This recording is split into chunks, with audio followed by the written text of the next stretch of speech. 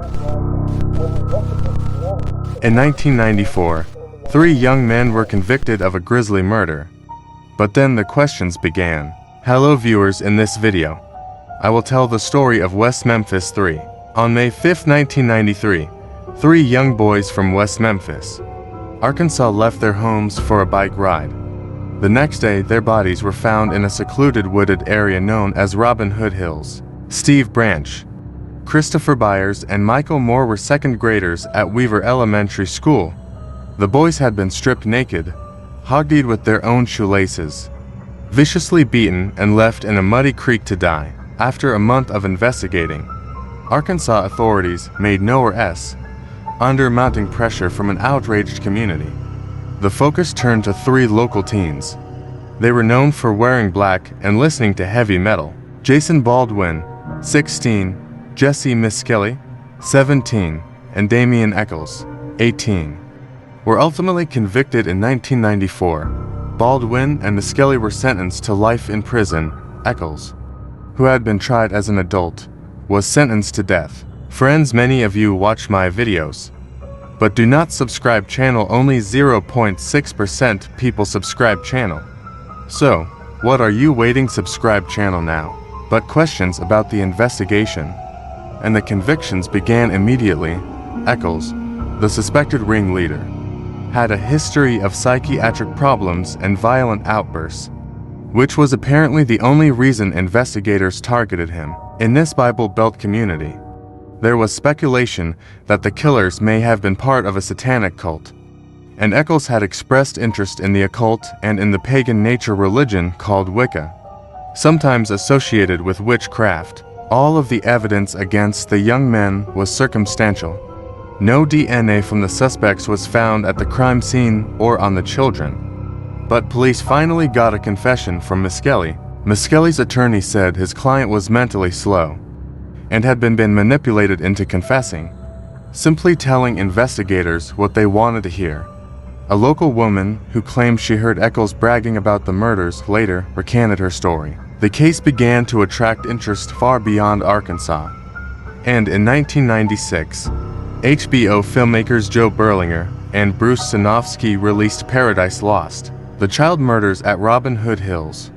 The documentary was a major success and was followed by 2 more Paradise Lost 2.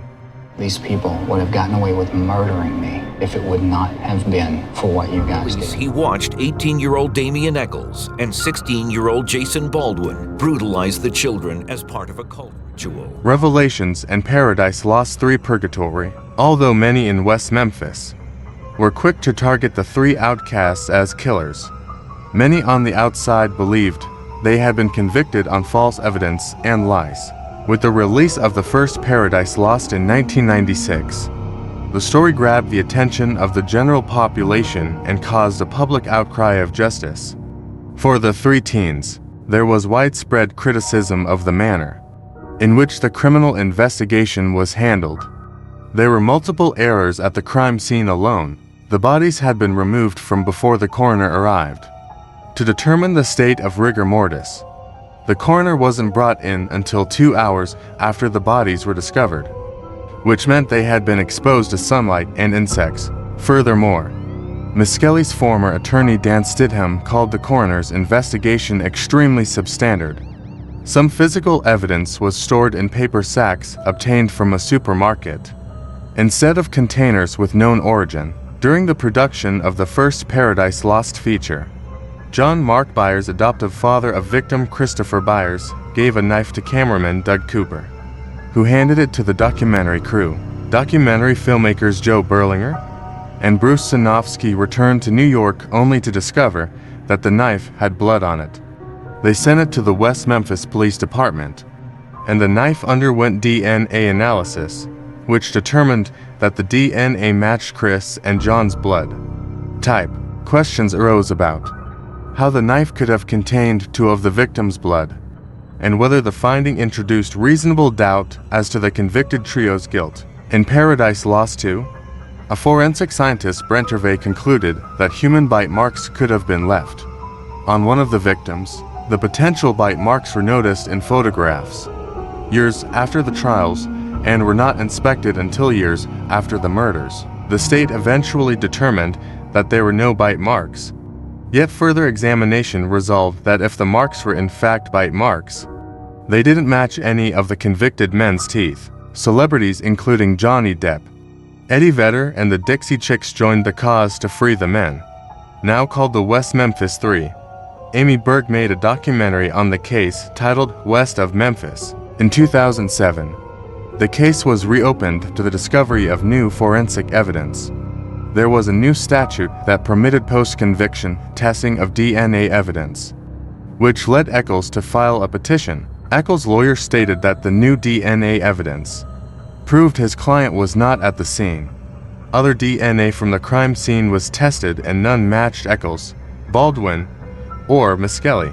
A hair was found tied into the knots used to bind one of the victims, and it was deemed not inconsistent with Steve Branch's stepfather, Terry Hobbs. In 2011, the three men were released after almost 18 years in prison. But even today, the wider public remains divided on the case. Many believe the men were innocent, while many others remain skeptical.